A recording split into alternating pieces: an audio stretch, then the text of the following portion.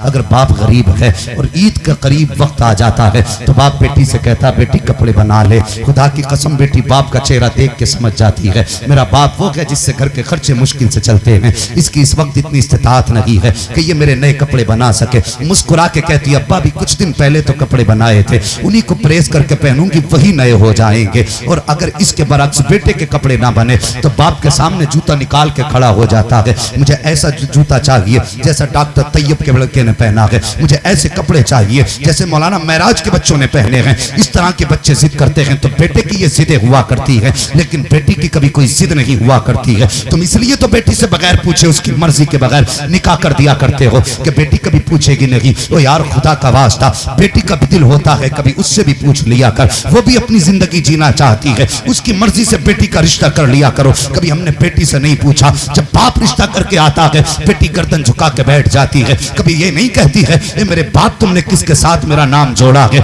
जिसके साथ मेरा नाम जोड़ के आए हो कहीं वो शराबी तो नहीं है, जिसके साथ मेरा नाम जोड़ के आए हो कहीं वो जुआरी तो नहीं है, जिसके साथ मेरा नाम जोड़ा है कहीं वो याश तो नहीं है, जिसके साथ मेरा नाम जोड़ा है कहीं वो बदमाश तो नहीं है। बेटी कभी पूछा नहीं करती है, वो यार गर्दन झुका के अपने फैसले को मान लिया करती है। हमने तो यहाँ तक देखा है कि बेटी एमए पास होती है, बेटा अंगूठे छाप हुआ करता है, फिर भी निकाह हो जा रहा है। मुझे बता तो सही किसी एमए पास ने किसी अंगूठा छाप से निकाह किया हो? कहता नहीं मैं एमबीबीएस हूँ, मुझे भी बीवी एमबीबीएस चाहिए, मैं एमए हूँ, मुझे बीवी भी एमए चाहिए। तेरा बेटा तो छोड़ मिला रहा है, क्या बेटी का हक नहीं है? अगर ये एमबीबीएस है तो एमबीबीएस के साथ जिंदगी गुजारे, अगर ये बीयूएमएस है तो बीयूएमएस के साथ जिंदगी गुजारे। आखिर क्या वजह है कि बेटियों के साथ ऐसा जुल्म क्यों किया जाता है? वो खुदा के वास्ते कभी बेटियों से भी पूछ लिया करो, इनके साथ ज्यादती न किया करो। कितनी बार देखा गया है कि बेटा एमबीबीएस नहीं अंगूठा छाप है, बेटी पढ़ी लिखी है, निकाह हो रहा है। और यार यहाँ तक निकाह हो गए कि बेटी पढ़ी लिखी है, दामाद गूंगा है, लेकिन बेटी फिर भी तैयार है। जब बाप ने भेजा है, रिश्ता तय किया है, मौलवी निकाह पढ़ाने बैठा, अब बेटे के सामने निकाह पढ़ाने बैठा है तो गूंगा है दामाद, बोल नहीं पा रहा है। जब बोल नहीं पाता है तो फिर निकाह पढ़ाने की बारी आई, मौलाना कहा कि बेटी भी गूंगी है, कहा नहीं वो तो एमबीबीएस है या वो पढ़ी लिखी लड़की है। तब कहा ये रिश्ता क्यों हो रहा है? उसके बाद इजाजत लेने के लिए जब इमाम बच्ची के पास जाते हैं, उन्होंने कहा था बेटी तुझे पता है जिससे तेरा निकाह हो रहा है वो बोल नहीं सकता है। बच्ची की चीख निकल गई, उसने कहा हाँ मुझे पता है। कहा बेटी फिर तूने इनकार क्यों ना किया? और यार बेटी बेटी हुआ करती है। उसने कहा था मैं जानती हूँ जिसके मुझे दामन से बांधा जा रहा है वो बोल नहीं सकता है, वो मेरे मन की बात समझेगा भी नहीं, कह भी नहीं पाएगा। कहा बेटी फिर इनकार क्यों ना किया? तुझे हक दिया था शरीयत ने, अगर चाहती तो इनकार कर देती। बच्ची ने कहा था बेशक मुझे शरीयत ने हक दिया था कि मैं इनकार कर देती,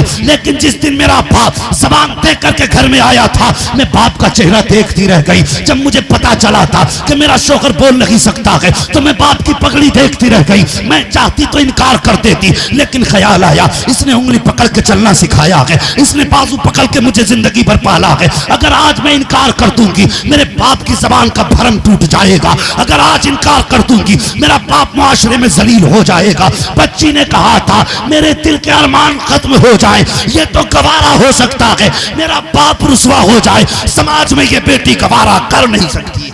नारे तकबीर, नारे रिसालत, उलमाए अहले सुन्नत मसलके आला हजरत अल्लामा मुफ्ती हमाद साहब किबला, नारे तकबीर, नारे रिसालत। और खुदा के वास्ते कभी बेटी से भी पूछ लिया कर फला के साथ तेरा निकाह करना है, बता तेरी क्या मर्जी है। ये बेटियां पूरी जिंदगी जबान पे ताले लगा के रह जाती हैं, लेकिन कभी कुछ नहीं करती, कभी किसी से शिकवा नहीं करती, कभी किसी से शिकायत नहीं करती हैं। ओ भाई निकाह करो बेटियों के तो इनसे पूछ के भी कर लिया करो, इनसे पूछ के किया करो।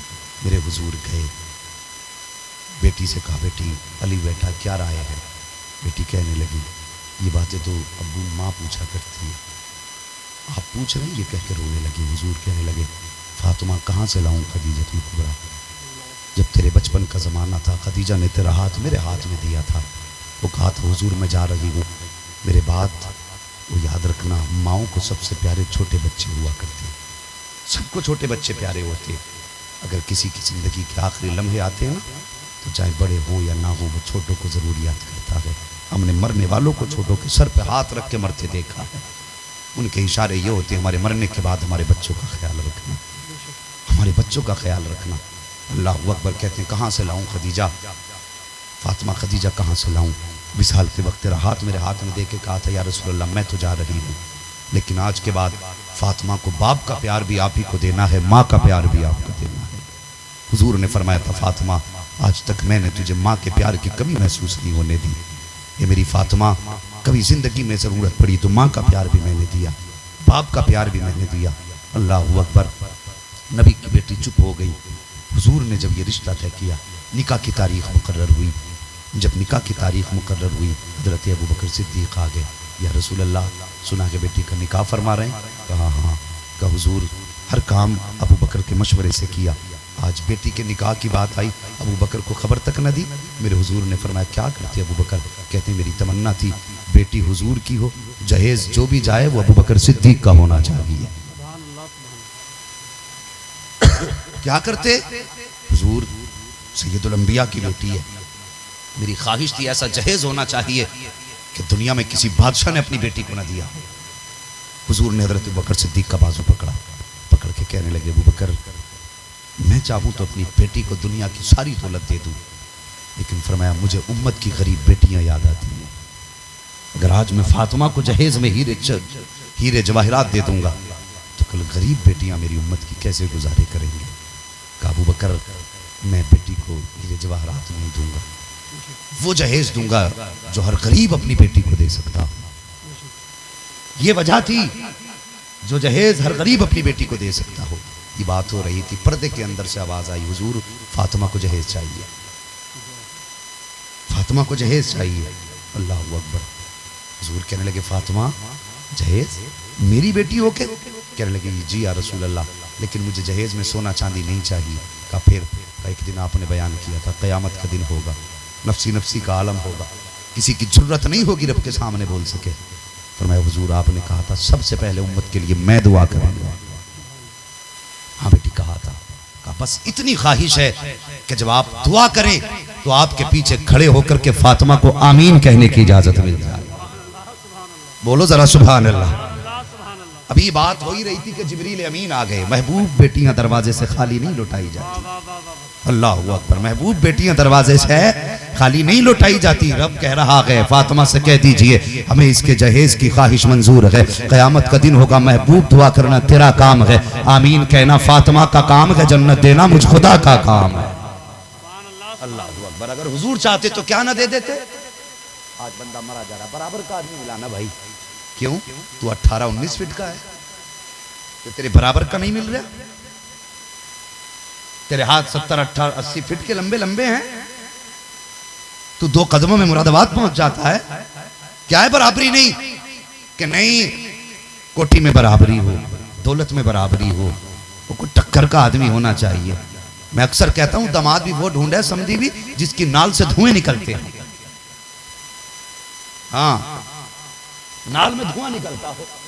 अब जब वही नाल इसकी तरफ घूमती है तो फिर इसकी शिकल मौलवी की तरफ घूमती है। अब बचा लो, अब मेरे नंबर है। क्यों? तू नहीं तो ढूंढा ना जिसकी नाल से धुएं निकलते हैं, पहले ढूंढना चाहिए था ना शरीफ। इसलिए ढूंढ रहा है बंदूक वाला कि जिसकी वजह से मेरे बेटे के 4 गांव में इज्जत हो जाए। याद रख इज्जतें उसको नहीं मिलती हैं जिसकी ससुराल इज्जत वाली हो, इज्जतें उसे नहीं मिलती हैं जिसके रिश्तेदार इज्जत वाले हों। शोहरत वाला वो नहीं होता है जिसकी ससुराल शोहरत वाली है, बल्कि इज्जत वाला वो होता है जो खुदा का भी प्यारा होता है, मुस्तफा का भी प्यारा।